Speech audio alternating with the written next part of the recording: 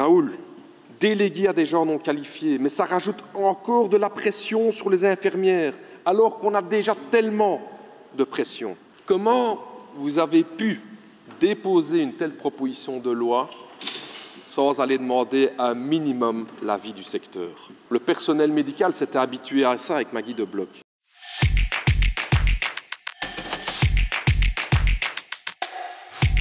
La situation est grave dans les hôpitaux aujourd'hui. Il manque des mains pour soigner les gens. Le secteur nous le dit depuis des semaines, la situation est intenable.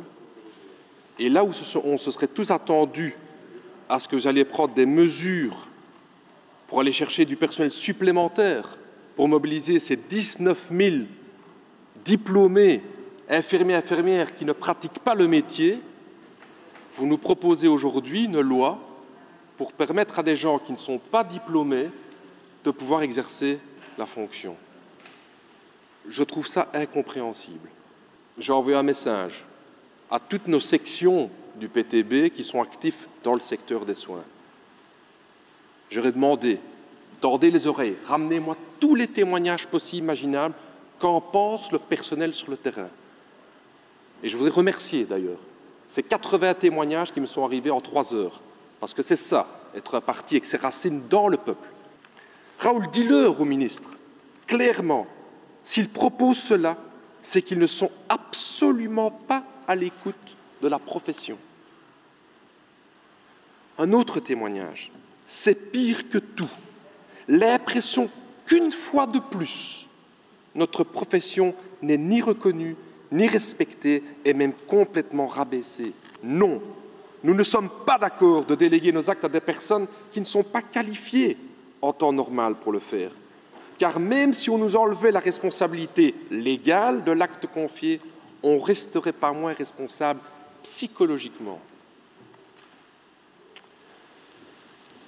Raoul, déléguer à des gens non qualifiés, mais ça rajoute encore de la pression sur les infirmières, alors qu'on a déjà tellement de pression. Comment vous avez pu déposer une telle proposition de loi sans aller demander un minimum l'avis du secteur? Le personnel médical s'était habitué à ça avec Maggie de Bloch. Mais on s'était dit, avec une Vivaldi, avec un ministre socialiste, ça va un peu changer.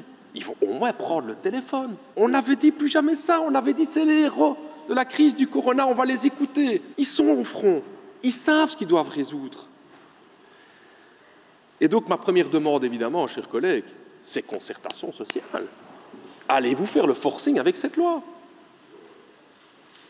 Nous savons que les organisations syndicales vous ont répondu, parce qu'on ne va pas faire un secret, vous ont répondu qu'elles n'étaient pas d'accord avec les mesures ce matin. Alors je finirai, chers collègues, par des pistes de solutions, parce qu'on a besoin de trouver des solutions à court terme. 19 000 infirmiers et infirmières diplômés sont aujourd'hui en Belgique, mais ne travaillent pas dans le secteur. Qu'allons-nous faire pour les mobiliser? Je vais vous donner des pistes. 1. Augmenter les salaires.